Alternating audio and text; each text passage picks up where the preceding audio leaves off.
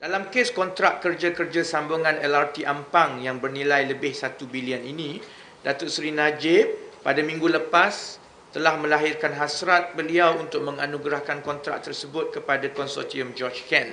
Yang ini kita telah dedahkan pada hari Isnin dan kita juga telah buktikan bahawa ini bukan cakap-cakap dari keadilan sahaja, malah ia telah dilaporkan oleh Business Times bertarikh 22 Jun yang lepas. Last Friday pun it's already been out and leaked that he has intervened and is going to go to George Ken. Ini bertentangan dengan keputusan Jawatan Kuasa Perolehan Menteri Kewangan JPMK yang bersidang pada 25 Januari 2012. JPMK adalah jawatan kuasa perolehan tertinggi di peringkat Kementerian Kewangan dan dipengerusikan sendiri oleh Datuk Seri Najib Tun Razak sebagai Menteri Kewangan. If you recall, last Monday we show you a letter daripada Prasarana written to Kementerian Kewangan asking for Kementerian Kewangan's clearance for them to award the project to one bidder. So the process is after that, Kementerian Kewangan gets the evaluation, review the evaluation, and a committee which is Datuk Seri Najib sendiri, Datuk Seri Ahmad Husni, Tan Sri Dr. Wan Abdul Aziz, Ketua Setiausaha Perbandaraan, dan Datuk Nozirah binti Bahari, they sit down and then evaluate recommendation daripada Prasarana.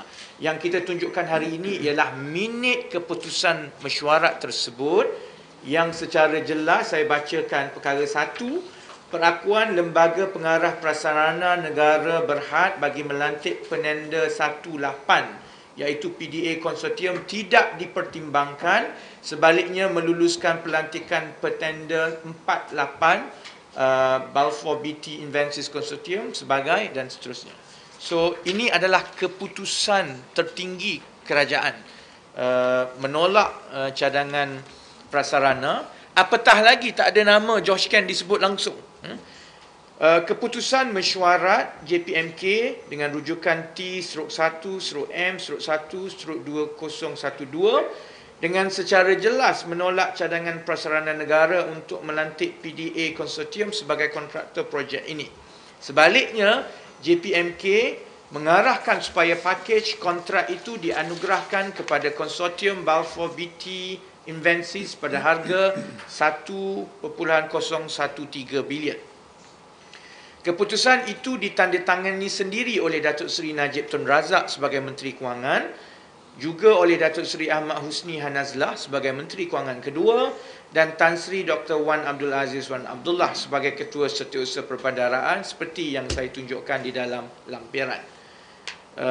Keputusan JPMK itu pula kemudiannya disampaikan secara bertulis oleh Kementerian Kewangan kepada Datuk Syahril Mokhtar dalam satu surat bertarikh 26 Januari 2012 yang juga kita sertakan bersama. Keesokan harinya terus disampaikan. Baik.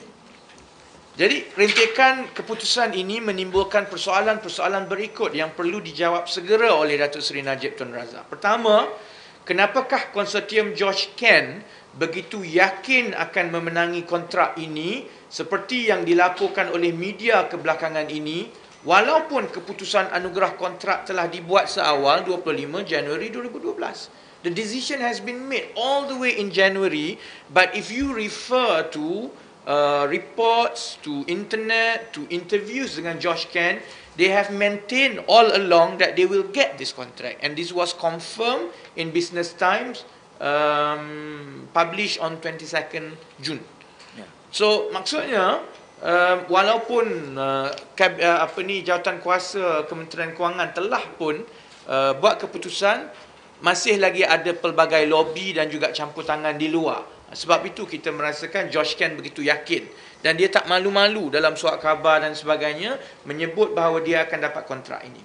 Soalan yang kedua, Datuk Seri Najib perlu menafikan bahawa beliau menandatangani kertas keputusan JPMK yang kita lampirkan ini jika dokumen yang saya tunjukkan hari ini adalah palsu. Kalau yang ini palsu, yang saya tak tahulah, saya tak pernah dapat kad gaya daripada dia, jadi saya tak tahu tanda tangan dia. But this we have checked, it is genuine. Kalau yang ini tidak genuine, tidak autentik, maka Datuk Seri Najib perlulah menafikan secepat mungkin. Because ini kali pertama saya rasa kebelakangan ini ataupun dalam 5-10 tahun yang lepas, satu keputusan tender sebegini besar ditandatangani oleh Perdana Menteri, kertasnya dikeluarkan untuk tontonan umum. Kalau ini palsu, dia kena nafikan secepat mungkin. Okey. Yang ketiga, Datuk Seri Najib perlu menjelaskan atas faktor apakah beliau mengubah fikiran beliau sehingga beliau campur tangan untuk menolak keputusan awal anugerah projek yang beliau sama-sama setuju.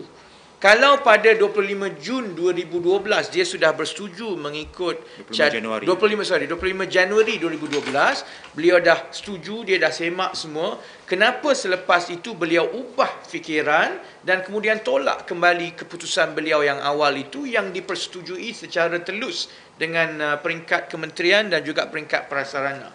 Dan soalan yang keempat, ini yang penting, Datuk Seri Najib perlu meyakinkan rakyat Malaysia mulai sekarang.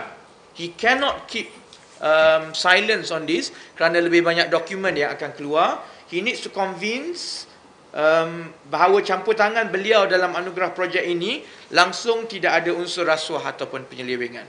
As we build our case, I think it is a matter of time before people can conclude that he has interest in the project. The onus is on him and the government to dispute and to disprove otherwise.